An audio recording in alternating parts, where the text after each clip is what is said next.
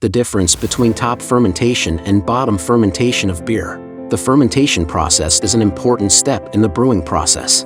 Before you start brewing, decide which beer to brew by choosing a fermentation method.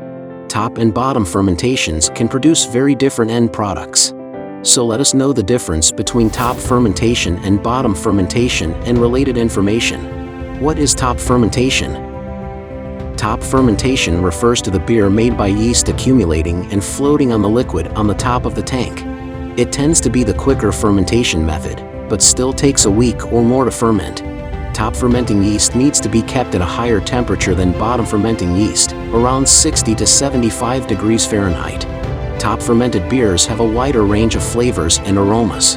Containing fruity esters and stimulating phenolics, they are light and refreshing, full-bodied and complex. Hints of caramel, nuts, and spices. IPAs and stouts are other common beer types produced by top fermentation. What is bottom fermentation? Bottom fermentation is when the yeast in the tank settles to the bottom. Yeast particles drift down, starting at the top and finally clumping together at the bottom. It takes longer to ferment beer, usually taking more than a month to complete. Bottom fermentation occurs at lower temperatures, between 42 and 54 degrees Fahrenheit.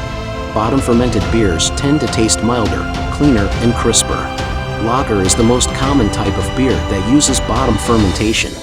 The above are the two forms of fermentation in the beer fermentation process. Tiantai provides you with high-quality jacketed fermenters.